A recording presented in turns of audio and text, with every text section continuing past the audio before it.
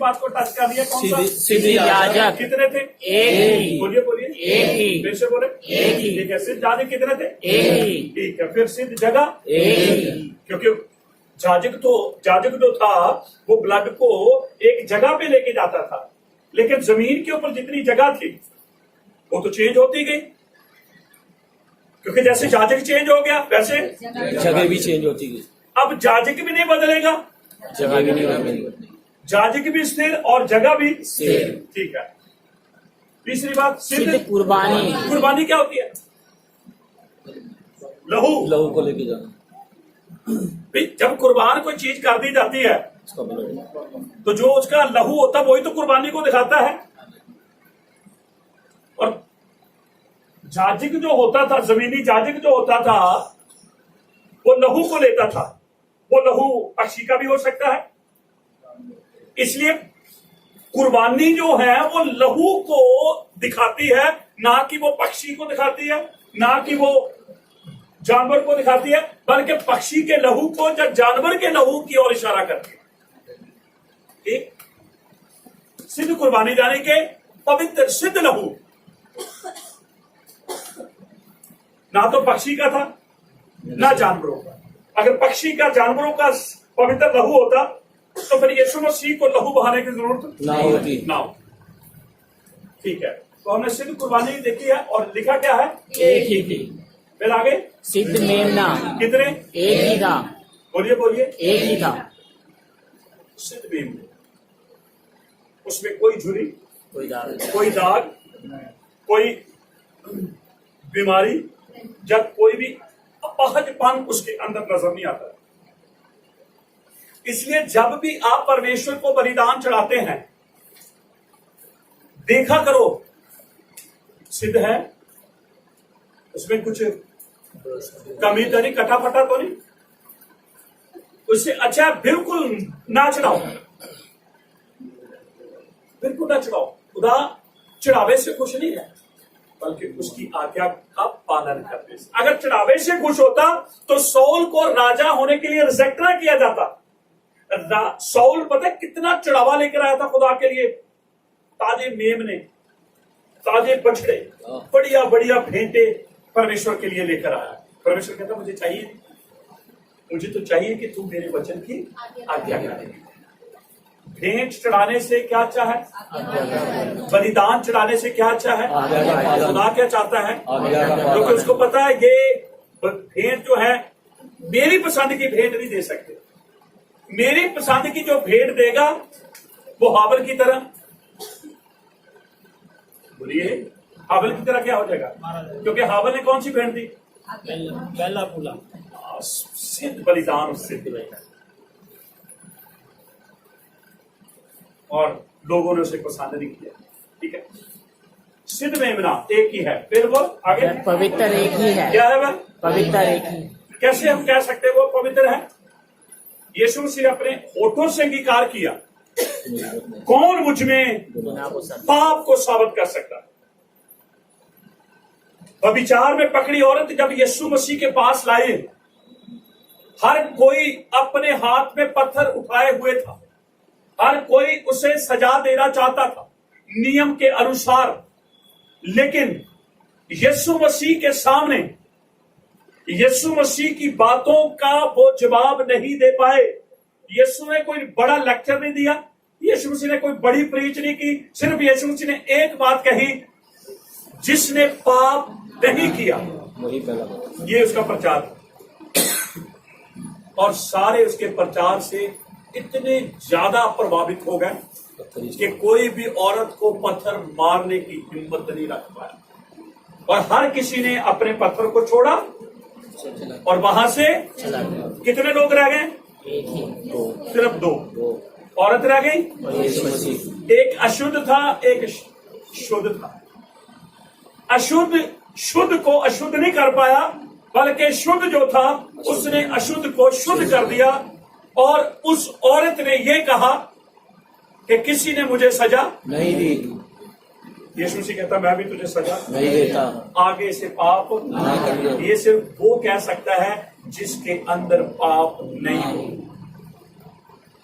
मैं और आप नहीं कह सकते। हम तो खुद पापी हैं या गुनाहगार हैं, हम तो खुद अधर्म के काम, अधर्म की बातें करते हैं, लेकिन यीशु मसीह के मुंह से कभी भी कोई भी बुरी बात नहीं निकली। याद रखें, इसलिए यीशु मसीह ने कहा आगे से पाप ना करो। और एक और 38 साल के अधरंगी को यीशु मसीह ने कहा हे पुत्र तेरे पाप क्षमा हो गए। ये कौन कर सकता है? जिसके पाप नहीं गुनाह। जो पाप रहित हो, जिसके अंदर पाप ना हो। और ये सारी बातें हमें यीशु मसीह यीशु में नजर आती। इसलिए यीशु मसीह ने कहा कोई मुझ में पाप को साबित नहीं कर सकता। यूना 8:40 वचन के अंदर इसका अर्थ, दूसरा अर्थ इसका यह भी था कि तुम सब गुनाहगार हो, क्योंकि गुनाहगार दूसरे के अंदर गुनाह नहीं देख सकता, क्योंकि हम तो खुद गुनाहगार। लेकिन आज के गुनाहगार दूसरे के ऊपर ज्यादा देखते हैं कि इसके गुनाह ज्यादा बड़े। जैसे उस फरीसी ने उस औरत को देखा जो यीशु मसीह के पांव के पास बैठी हुई, फिर कर बोलेंगे हालेलुया, ठीक है, वह पवित्र था। एक ही आगे बोलिए बोलिए। आप क्या सोचते हैं गुचोले को बड़ा आदर मिलता है? बोलिए, गुचोले बनना आसान है? ये बड़ा, सबसे बड़ा कठिन काम था बुचोलगी का। बुचोलगी का काम क्या है? दो पार्टियों को मिलाना। और सबसे ज्यादा मार किसको पड़ती है? तभी तो यीशु मसीह को पड़ी। फिर इसी के तू बड़ा बुचोला बड़ा फिर जब हम हैं तू कैसे बनी? तो वहीं से तो बात चलती आ रही। और आज भी बुचोले को प्यार करता है। यीशु मसीह ने तो बुचोलगी कर दी। सौल कहता हमारी सगाई हो गई है। सगाई शादी होनी है। तो पहले दिनों में क्या होती थी? पहले तो सगाई हो जाती थी। कौन था?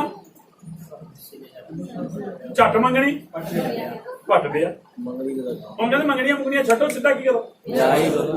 टाइम टू है नहीं है ना की पता भरावा कुड़ी मुकर जे मुंडा मुकर जे। हालेलुया। पर याद रखें, बाइबल के बच्चों को दुआ करते हैं। बाइबल के जवान बच्चों के लिए बढ़िया रखा हुआ। कुछ लोग कहते हैं हम दुआ कर रहे हैं, ठीक है, दुआ कर रहे हैं, आज उत्तर मिल गया, हाजी मिल गया। क्या उत्तर मिला? ठीक है, खुदा कहता ओके। फिर को लड़की देख रही, फिर को लड़का देख रहा, जब ओके होगी तो फिर भी शक, ठीक है जी कर दो जी, ओके हो गई, प्रभु ने ओके कर दी। कौन? रोबो ते जाहे रुलाओ। अब सॉरी मैं कह रहा, अरे भैया, तो कहने का अर्थ है कई दफा हम कहते हैं कि हम दुआ करेंगे, वो केड़ी दुआ करूंगे? सानू भी दो।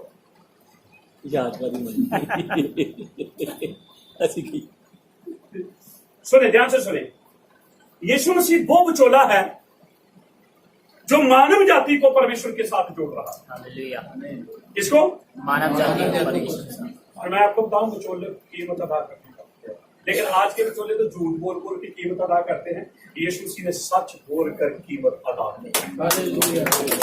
और सच क्या था? क्रूस के ऊपर अपने प्राणों को दे दिया। जो कोई, परमेश्वर ने खुद कहा, यीशु मसीह के ऊपर विश्वास करेगा वो नाश नहीं होगा बल्कि जीवन पाएगा। परमेश्वर को यीशु मसीह बचोले के ऊपर कितना फेथ है, कितना विश्वास है, पर इंसान को उस बचोले के ऊपर विश्वास है। हालेलुया। बचोले कितने? एक ही। सिद्ध है या नहीं? सिद्ध और सिद्ध बचोला एक ही। आगे 7वां पॉइंट, सिद्ध और सिर्फ एक। सिद्ध भी है और सिर्फ एक ही है, और वो एक ही है। अब लास्ट में मैंने इस पॉइंट को रखा है, वो एक ही है।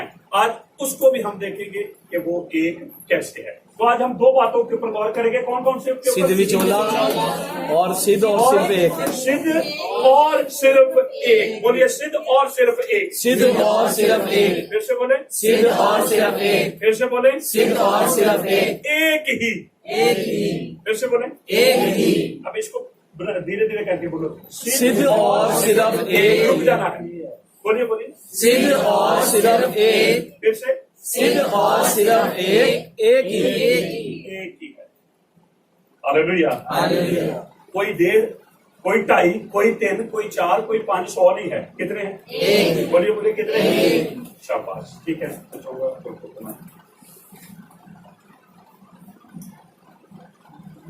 ठीक है, टाइटल हमारा कौन सा चल रहा है? यीशु मसीह की सिद्ध कुर्बानी। बोलिए बोलिए, यीशु मसीह की सिद्ध कुर्बानी। फिर से बोले। यीशु मसीह की सिद्ध कुर्बानी। ठीक है, तो आज हम पहले जो 6वां पॉइंट है, सिद्ध बिचौला, मध्यस्थता करने वाला। जाजक भी है, जाजक भी तो बिचौलगी का ही काम करता था। हाँ जी। लेकिन तीमुथियुस कहता है, पहला तीमुथियुस 2 5 और 6 वचन के अंदर लिखा है कि परमेश्वर और इंसानों के बीच में एक ही बिचौला। एक ही बिचौला। हालेलुया। हालेलुया। बिचौले बनना अच्छी गल है, पर याद रखना मार भी खानी। यीशु को कितनी बिचौले बनकर इज्जत मिली और मिल रही है और मिलती रहेगी, पास्ट, प्रेजेंट और फ्यूचर। तो बिचौले के साथ भी यही होगा। हालेलुया। हालेलुया। ठीक है, फिलिपिया 2 6 से 11 वचन, और उसके बाद पहला 2 का 5 से। ठीक है, पढ़े मैटर जो मैंने लिखा है। वह परफेक्ट मेडिएटर बिचौला, वह कामिल यहोवा है और कामिल इंसान है। एक ही टाइम में, एक ही वक्त के अंदर, एक ही टाइम, एक ही वक्त, एक ही समय में वो यहोवा भी है इंसान और वो इंसान भी है। हालेलुया। हालेलुया। जब वो ये कहता है हे पुत्र तेरे पाप माफ हुए, तो वो इंसान नहीं है। बोलिए बोलिए, यहोवा फिर से बोले। यहोवा है। जब वो ये कहता है उठ अपनी खाट उठा और चल फिर, यहोवा है। बोलिए बोलिए। यहोवा है। लेकिन जब वो मरियम के पास, मार्था के पास है, तो उसकी आंखों से आंसू गिरे हैं। इंसान बोलिए बोलिए। जब वो चेलों के साथ नाव में सफर कर रहा है, तो वो सो रहा है। इंसान जब वो अंजीर के पेड़ के पास गया है, भूख लगी। उसको भूख लगी। वो कौन है? इंसान बोलिए बोलिए। क्या आत्मा सोता है? नहीं। क्या आत्मा खाता है? नहीं। जब वो कुएं के ऊपर बैठा था, सफर करता हुआ, सामरी औरत आई, तो उस समय वो सामरी औरत से क्या कह रहा है? पानी मुझे पानी पिला। आत्मा पानी पीती है। नहीं। पर याद रखे, एक ही वक्त के अंदर वो यहोवा भी है कामिल इंसान भी। और वो पूरा इंसान भी है। पूरा यहोवा, पूरा इंसान। पूरा इंसान।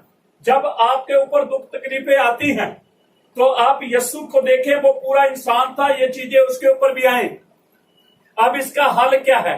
अब हल तो यहोवा कर सकता है। उसी समय आप यीशु मसीह को पूरा यहोवा देखें।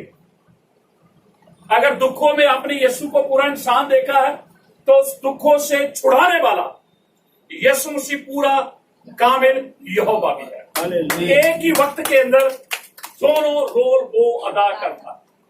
हालेलुया। हालेलुया। हालेलुया। हालेलुया। ठीक है, तो बिचौला जो है, मैंने आपको पहले ही आपको बिचौले के बारे में बता दिया है कि बिचौले का रोल क्या होता है। दो पार्टियों को मिलाना। और वो झूठ या कुछ भी ऐसे काम, मैं संसारिक जो बात है, जो तरीका मैं आपको बता रहा हूं, कि वो दोनों पार्टियों से हो सकता है झूठ बोलता हो। कारण क्या है? वो आपस में मिल जाए। टारगेट उसका एक ही है, मिलाना। चाहे वो बात को छोटी कर रहा है, चाहे वो बात को, वो कहता है अगर दोनों पार्टियां एक हो जाएगी, दोनों पार्टी जब एक हो जाएगी, तो वो फिर दो अपने आप को नहीं समझेंगे, एक समझेंगे।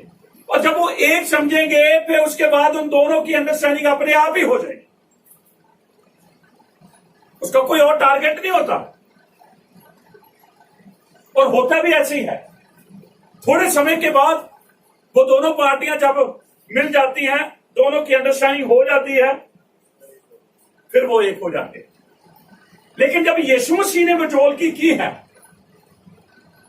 फिर यीशु मसीह को अपने मुंह से कोई भी ऐसी बात, ऐसा काम उसने अपने एक्शन से नहीं किया। उसने परमेश्वर के स्वभाव को जमीन के ऊपर दिखाया।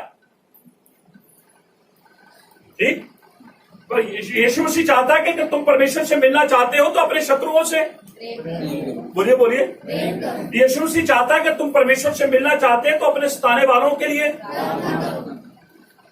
यीशु मसीह चाहता है कि तुम परमेश्वर के साथ एक होना चाहते हो तो जैसे वो दयावान है, तो यीशु मसीह ने तो कोई भी ऐसी बात आगे मेरे और आपके सामने नहीं रखी कि वो बड़ी बढ़ा चढ़ा के बात कर रहा।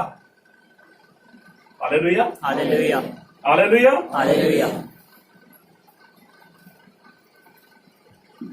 पढ़ दीजिए पूरा।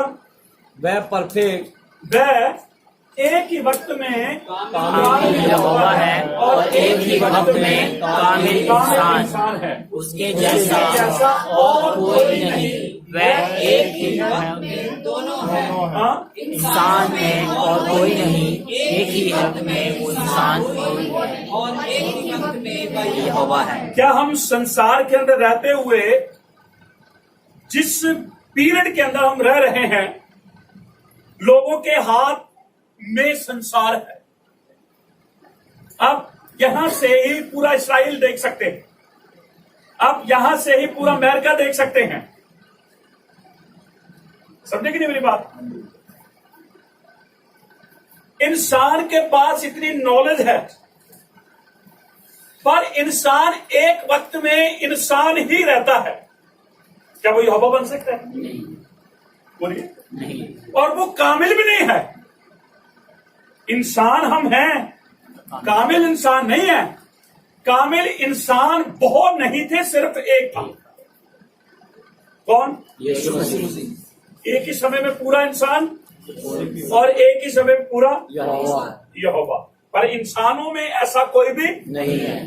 दुनिया के अंदर जितने भी इंसान हैं, ऐसा कोई भी नहीं है। मैंने तभी कहा संसार आपके हाथ में है। आप देखें, नेट पे जाएं, गूगल में जाएं, जाकर ये करें कि एक इंसान एक ही वक्त में दो हो सकते हैं? नहीं हो सकते। अगर मैं यहां हूं तो मेरी हजूरी यहीं पर है। मेरी हजूरी पश्चिम बिहार के अंदर या पंजाब के अंदर नहीं है, मैं यहीं पर हूं। लेकिन नेट के द्वारा, सब जगह हवा के द्वारा जो भी इस नेट को, फेसबुक को खोलेगा वो मुझे देखेगा।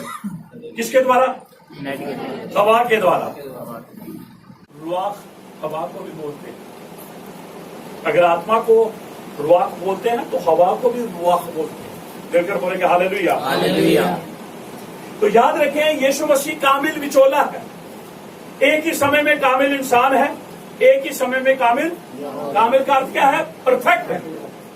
यीशु मसीह परफेक्ट इंसान है और परफेक्ट जो है वो यहोवा है। ये नहीं है कि वो अभी इंसान के रूप में बात कर रहा है और थोड़ी देर में जाकर वस्त्र चेंज करेगा और फिर लोगों के बीच में यहोवा बन के, नहीं, ऐसा नहीं है।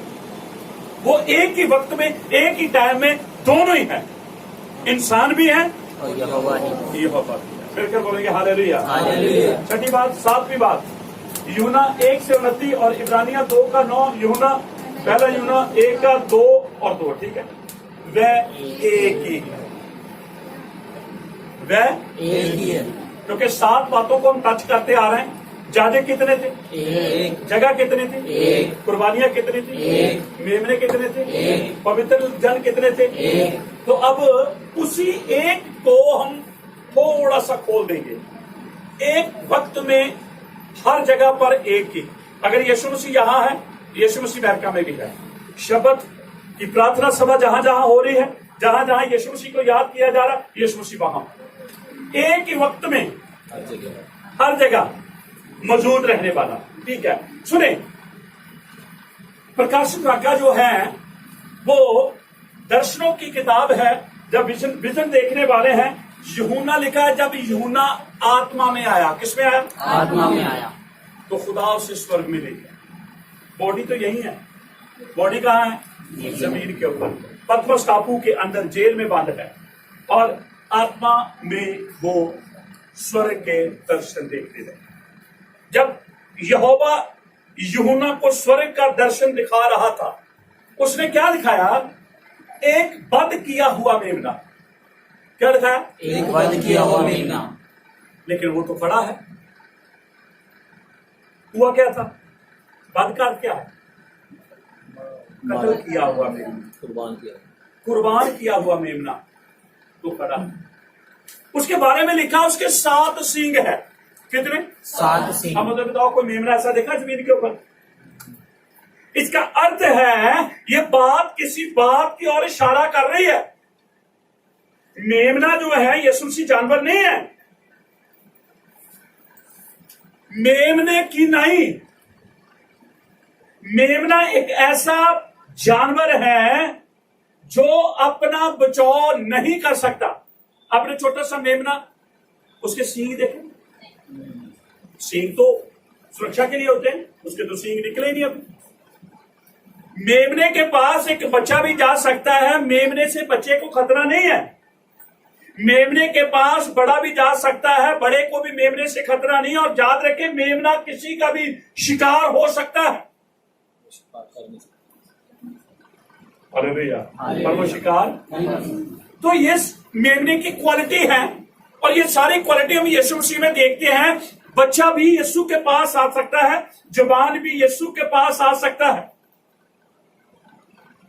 यीशु मसीह शिकार फरिसियों का, धर्मशास्त्रियों का, सबका शिकार बना। Hallelujah, hallelujah. 7 सींग। कितने? 7 सींग। और सींग किसको दिखाते हैं? सींग को सींग नहीं समझना, सींग को हमें ताकत और अधिकार समझना है। मेमने का अधिकार और मेमने की ताकत जो है वो उसके सींग है। कहते नहीं तेरा सींग ऊंचा किया जाएगा, तेरा अधिकार ऊंचा किया जाएगा, तेरी पदवी को ऊंचा किया जाएगा। ठीक है। यूहन्ना क्या देख रहा है? एक दर्शन देख रहा है। दर्शन में क्या देखा? एक वध किया हुआ मेमना। वध किया हुआ मेमना। उसके कितने सींग? 7 सींग। बोलिए बोलिए। 7 सींग। फिर वो देखता 7 आंखें। यार ये कमाल का यार मेमना है। पर मैंने आपको कहा, अपने मेमने को वो मेमना नहीं समझना जो जानवर के रूप में होता है।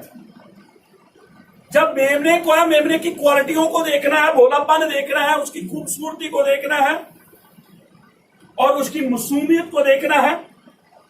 वो सारी चीजें मेमने के अंदर देखते हुए हम यीशु मसीह के साथ यीशु को देखना शुरू कर देते हैं। कितनी आंखें? 7। जैसे सींग किसी बात की ओर इशारा कर रहे हैं, ऐसे आंखें भी किसी बात की ओर इशारा कर रहे हैं कि सच्ची ना समझ लियो, 7 अखा भी होनी होगी मेमने। कहीं ऐसा ना समझ लेना। आंखें जो है, कई दफा हम कहते नहीं इसकी तीसरी आंख नहीं खुली। मैं बहुत सारे लोगों से सुनता हूं, ये तीसरी आंख नहीं खुली। याद रखें, आंख जो है वो बुद्धिमत्ता को दिखाती है। किसकी? बुद्धिमत्ता। बुद्धिमत्ता। अरे भैया, हालेलुया। सींग किसको दिखाती है? शक्ति को। हाँ, और आंखें बुद्धिमत्ता। बुद्धिमत्ता और ज्ञान और समझ को दिखाती है। तीसरी आंख खुलने का मतलब उन्हें ज्ञान मिल गया है और पूरी समझ आ गई है। उन एक जो भी काम जब गला करूंगा बुद्धिमत्ता के साथ है।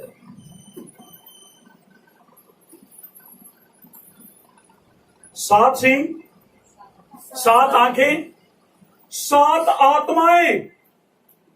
कितनी? 7 आत्माएं। बोलिए बोलिए। 7 आत्माएं। ऐसा कैसे हो सकता? ठीक है, मैं चाहूंगा प्रकाश वाक्य 5 का 6 पढ़े। तब मैंने, यूहन्ना कहता तब मैंने उस सिंहासन चारों प्राणियों और उन प्राचीनों के बीच में, बाजी बात, उन प्राचीनों के बीच में, कितने प्राचीन कितने हैं? 24 प्राचीन का अर्थ है नहीं बुजुर्ग, डंडा लेके चलने वाले। उनके पास बुद्धिमत्ता की बातें हैं, उनके पास समझ की, उनके पास ज्ञान की सारी चीजें, ज्ञानी लोग। और उनको बोलते प्राचीन, सियाने लोग, माहिर लोग। ठीक है, आगे चलें। मानो एक वध किया हुआ मेमना, कौन सा मेमना? वध किया हुआ मेमना। ठीक है, आगे। खड़ा देखा, खड़ा देखा, मतलब मरा हुआ खड़ा। खड़ा हुआ। इसीलिए तो यीशु मसीह ने यूना को कहा था, यूना में मर गया था, अब मैं जीवित ही खड़ा हो सकता है, मरा हुआ खड़ा नहीं हो सकता। मरा हुआ कब्र में ही पड़ा रहेगा, और यीशु मसीह कब्र से और खड़ा है वो, और यूना उसको देख रहा है। और उसने यूना से बात की थी कि मैं मर गया था, अब मैं जीवित हूँ और युगन युग मौत और पताल की कुंजियां। हाँ जी, आगे चले। उसकी 7 सींग, कितने सिंह? 7 सिंह किसको दिखाते? ताकत को, उसके ताकत, उसके अधिकार को दिखाते। आगे। और 7 आंखें थी। 7 आंखें थी। हाँ ये परमेश्वर की ना 7 आत्माएं हैं, 7 आत्माएं हैं जो सारी पृथ्वी पर सारी पृथ्वी पर, भेजी गई है। सारी पृथ्वी के ऊपर 7 आत्मा। जैसे सिंह किसी बात की ओर इशारा करती हैं, जैसे आंखें किसी बात की ओर इशारा करते हैं, ऐसे आत्मा भी किसी बात की ओर इशारा करते हैं। यही से लोगों ने निकाला है कि परमेश्वर सर्वशक्तिमान है, परमेश्वर सर्वज्ञानी है और परमेश्वर सर्वव्यापी है। आत्मा क्या है? व्यापी है, हर जगह पर मौजूद रहने वाला। हालेलुया। तभी तो यहां से तो निकाले। सिंह कहते हैं वो सर्वशक्तिमान है, क्योंकि सिंह जानवर का उसकी ताकत है, उसका अधिकार है। और मैंने बताया आंखें बुद्धिमत्ता, ज्ञान और समझ को दिखाती, वो सर्वज्ञानी है। 7 जब आता है 7 कंप्लीट, इससे ऊपर नीचे कुछ भी पूरी बुद्धिमत्ता किसके पास है? यीशु मसीह के पास। पूरा अधिकार किसके पास है? यीशु मसीह के पास। और हर जगह पे मौजूद रहने वाला ये अधिकार किसके पास है? इसलिए आप उसे सर्वव्यापी, सर्वज्ञानी और सर्वशक्तिमान परमेश्वर कह सकते हैं। मिलकर बोलेंगे hallelujah, hallelujah, hallelujah, hallelujah, hallelujah. Hallelujah. हम पढ़ेंगे इस पैटर्न को पूरे। हम सबके लिए वह अकेला ही काफी है। बहुत, अकेला ही काफी। अकेले में कितने और होंगे? 2 और 3 हो जाएंगे। 3 हो जाएंगे। इसलिए उसने कहा कि यदि तुम मुझसे प्रेम करते हो, मेरी आज्ञा का पालन करते करोगे, मैं और पिता आएंगे। पिता को साथ लेकर नहीं आएगा, आ जाओ पिता चलिए। जब वो आ जाएगा पिता भी आ जाएगा। जब वो खा रहा है पिता भी खा रहा है, पवित्र आत्मा भी खा रहा है। जब वो नहीं खा रहा, पिता भी नहीं खा रहा और पवित्र आत्मा भी नहीं खा रहा। आगे पढ़ेंगे। क्योंकि वह कामिल है, आदम से लेकर हम तक और हमारे बाद आने वाले कोई नहीं कह सकता यहोवा इनके पाप क्षमा कर यहोवा कहेगा पहले अपना साथ दे, क्योंकि कोई नहीं, सिर्फ यीशु मसीह ही कामिल है। हाँ, अब सिर्फ एक जो है वो ही कह सकता है कि तुम्हारे पाप क्षमा हुए। हम नहीं कह सकते, क्योंकि हमें खुद क्षमा की जरूरत है। यीशु मसीह इसलिए पाप क्षमा करता है, वो इसलिए एक है क्योंकि उसको क्षमा की जरूरत नहीं। क्या यीशु मसीह को क्षमा की जरूरत है? क्या यीशु मसीह ने क्रूस के ऊपर जाकर ये कहा पिता मुझे क्षमा कर? क्या कहा? इन्हें क्षमा। वहां पर भी ये डिक्लेयर कर रहा है मुझे क्षमा की जरूरत नहीं, क्षमा की जरूरत इनको है। इसलिए मैं पिता तेरे से निवेदन ये करता हूँ तू इनको क्षमा कर। उसने ये नहीं कहा पिता इनको भी क्षमा कर और मुझको भी। यीशु मसीह को क्षमा की जरूरत नहीं, क्योंकि केवल एक ही वो था जो क्षमा कर सकता था, जिसको क्षमा पाने की जरूरत नहीं। वो ही मेरे और आपके पाप क्षमा कर सकता है और उसका नाम यीशु है, क्योंकि उसको क्षमा की जरूरत नहीं। इसलिए वो मेरे और आपके उन सब के जो उसके पास आते हैं उन सब के वो पाप क्षमा करने की सामर्थ्य। ठीक है, पूरा कर दिया मैंने आपने? तो दोबारा से पढ़े, धीरे धीरे करके पढ़े। वह हम सबके लिए वह अकेला ही काफी है, क्योंकि वह कामिल है, आदम से लेकर हम तक और हमारे बाद आने वाले कोई नहीं कह सकता यहोवा इनके पाप क्षमा कर। यहोवा कहेगा पहले अपना हिसाब दे, क्योंकि धर्मी सिर्फ यीशु मसीह ही कामिल है, वह कर सकता है। यहोवा इनके पाप क्षमा कर। वह एक ही है जिसके दो देता है। एक ही कतरा यीशु मसीह के लहू का, क्योंकि माफी बिना लहू बहाए और वो कितने भी आदम से लेकर आज तक कितने आए हैं, आदम से लेकर आज तक, आज के बाद कितने आएंगे, कोई उनमें एक नहीं है जो ये कह सके कि तुम्हें क्षमा प्राप्ति होगी। ये हक किसके पास? यीशु मसीह के पास। क्यों मिला? उसको क्षमा की जरूरत है, उसको क्षमा की जरूरत नहीं है। इसलिए वो बिनती अरदास जहाँ बिचवोई की बात कर सकता है कि प्रभु पिता इनके पापों को क्षमा कर दे। उसने ये नहीं कहा मुझे क्षमा कर, मेरे यीशु को क्षमा की जरूरत है क्योंकि वो एक है। वो बोलिए बोलिए वो एक है और वो ही सर्वज्ञानी है, सर्वज्ञानी। वो ही सर्वशक्तिमान है और वो ही सर्व हालेलुया हालेलुया। मैं विश्वास करता हूँ कि आज के इस सबक से हमने बहुत सारी बातों को टच किया है, बहुत सारी बातों को सुना है। कंप्लीट नहीं हम सीख सकते, कंप्लीट हम पूरे नहीं हो सकते, लेकिन स्टेप बाय स्टेप हम कुछ कुछ बातों को सीखते हुए आगे बढ़ रहे हैं। आमीन। मैं उन अपने सब भाई बहनों को शबद शलोम बोलता हूँ। मैं विश्वास करता हूँ कि इस समय जो कुछ भी उन्होंने सीखा है, सुना है, उन सबके लिए आशीष का कारण बनेगा। यदि बहुत सारी बातें आपको समझ नहीं आई तो मैं निवेदन करता हूँ आप एक दो बार जब इस मैसेज को दोबारा सुनेंगे तो बहुत सारी बातें जो छूट गई हैं आप सीखेंगे। Hallelujah hallelujah hallelujah. तो शबद शलोम, शबद शलोम। आमीन आमीन आमीन। आमीन।